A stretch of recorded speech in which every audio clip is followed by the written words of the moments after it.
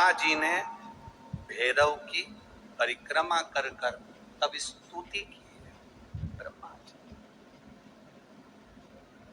भैरव की परिक्रमा, हनुमान जी की परिक्रमा, भैरव की परिक्रमा, शंकर भगवान की परिक्रमा, शिव जी के जितने रुद्र अवतार हैं, शंकर भगवान के जितने अंश अवतार हैं, इन सब की परिक्रमा का भाव 3 परिक्रमा का।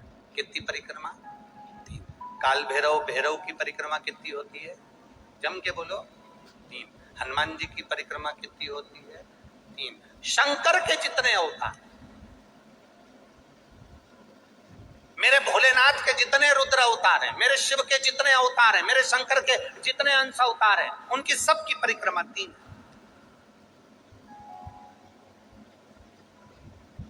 सबकी परिक्रमा 3।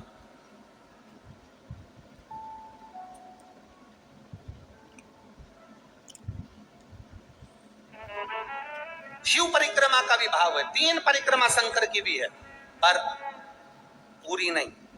कैसी? आधी। आधी भी कैसी? प्रत्येक शंकर की परिक्रमा का स्मरण होना चाहिए आपको। ये समझे जरा, बहुत अच्छी तरह से आज कथा निकली है तो उसको समझ ले।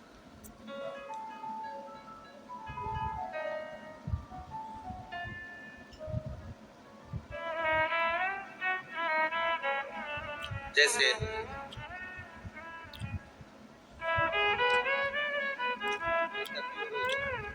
एक डब्बी और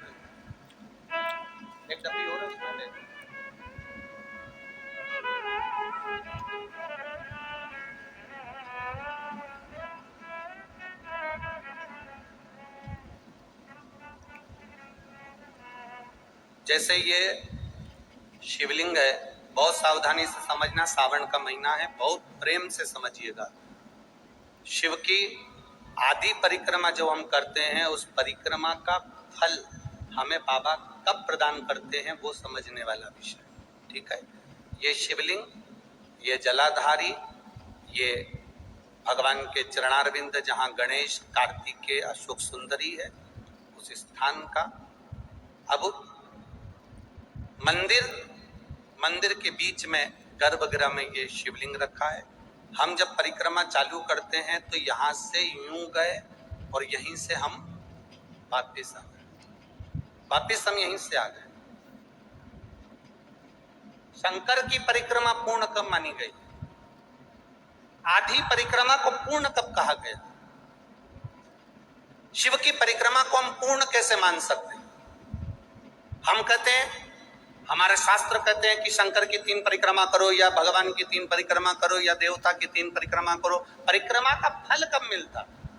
परिक्रमा का अंश फल कब मिलता? शिवलिंग जलाधारी मंदिर के बीचों बीच, जब मंदिर के बीचों बीच है, नंदी बाहर है, आपने परिक्रमा करना प्रारंभ करा, पूजन करने के बाद यहाँ तक गए, यहाँ से पानी बहता है, जल बहता है, तो हम इसको लांघते नहीं है, नहीं लांघते ना, इसको लांघते नहीं है। जब हम परिक्रमा करने के लिए यहाँ तक जब पहुँचते हैं, पहुँचने के बाद यहीं से थोड़ा सा पीछे हटकर हमको शंकर के शिवलिंग के वहीं से खड़े होकर नंदी का दर्शन करना चाहिए।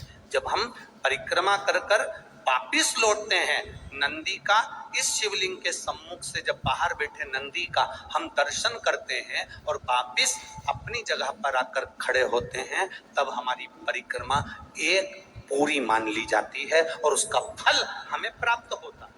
उस परिक्रमा का फल, हमने शंकर भगवान की परिक्रमा करी, किसी ने कहा आदि परिक्रमा करो, हम यहाँ तक गए, यहाँ से लौटकर वापिस आ गए। उस परिक्रमा करते समय हमने नंदी का दर्शन एक बार भी नहीं करा। अगर नंदी का दर्शन नहीं करा तो उस परिक्रमा का कोई फल हमें प्राप्त नहीं हो सकता। उस परिक्रमा का कोई फल हमें प्राप्त नहीं हो सकता। अब 3 परिक्रमा हमारा वर्णन किया, तो 3 परिक्रमा क्या करोगे? यहाँ वापिस आओगे, यहाँ वापिस जाओगे क्या? बोलो जम के, वापिस जाओगे क्या? नहीं। 3 परिक्रमा शंकर भगवान की जो वर्णन करी गई, यहाँ से चले, यहाँ पहुँचे, पहुँचने के बाद आपने यहाँ शिव जी का, शिवलिंग के वहीं से नंदी का दर्शन करा, फिर वापिस पलटे, फिर नंदी का दर्शन करा, फिर पलटे, फिर नंदी का दर्शन करा। यहाँ खड़े होकर आप जब 3 बार नंदी का दर्शन कर लेते हो, एक ही परिक्रमा में 3 बार नंदी का दर्शन कर लेते हो, तो 3 परिक्रमा का फल प्राप्त हो जाता है और हमारा वो कार्य सफल हो जाता है। 3 परिक्रमा का।